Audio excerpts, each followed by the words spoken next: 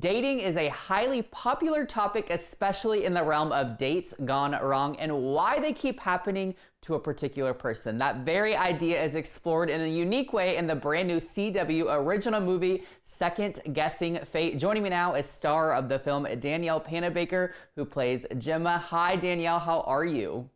Hi, I'm great, thanks. How are you? I'm good. I'm good. Okay, so Second Guessing Fate explores trusting the universe and believing in signs. So what would you say kind of drew you to Gemma's journey? And do you feel like you've ever experienced a moment in your own life where you felt fate was kind of nudging you in a direction?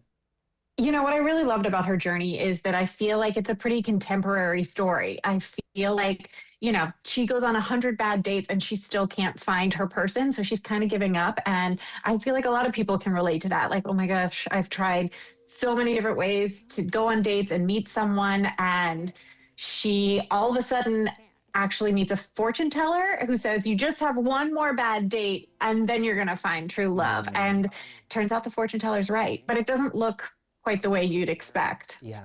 I kind of like this take too, because I feel like dating has always been kind of a funny, controversial thing, if you will. But like now more than ever, it feels like it's like this very hot topic that people are kind of hating, right? And so it's interesting that your character gets to go through this. And I feel like there will be a lot of relatability, even maybe through kind of the unique way that it's explored. Now, Gemma is a successful event planner whose life gets delightfully chaotic after one very memorable blind date. So how did you tap into the balance of confidence, humor, and vulnerability while playing her? Because a lot of different emotions you're embodying there.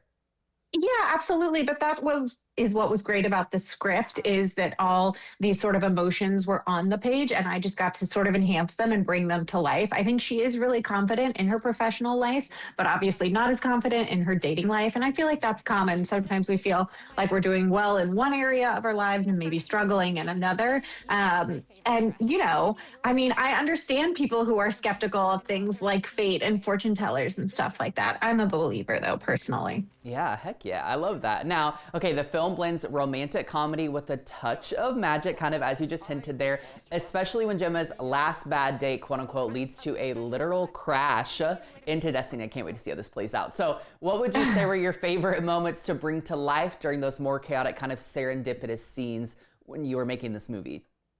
I think those sort of quintessential rom-com moments where you meet someone when you're not expecting to and you're not really prepared to. I mean, she meets someone through a literal car crash, which is not the way you think. It's not a typical meet cute, but it does make for a great story. Yeah, I think that's a great way to say that. Now, Second Guessing Fate is, of course, a part of the CW's Harlequin Originals slate, inspired by 75 years of beloved romance storytelling. So why do you think these timeless love stories continue to resonate so deeply with the audiences that are going to enjoy this?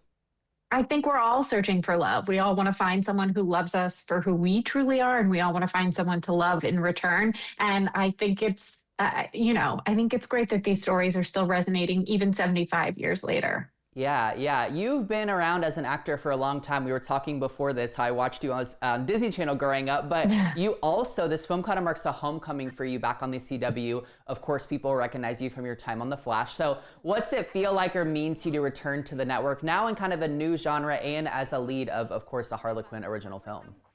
It's great. I'm really proud of this film and grateful for all the stories I've gotten to tell with the CW. And I'm glad that I get to do this one now and sort of really grow up with the network as well. Yeah, what a special journey and a gift you got there, I think. That's really, really cool. Well, Danielle, thank you so much for your time. Second Guessing Fate premieres on the CW Sunday, November 23rd. Tune in.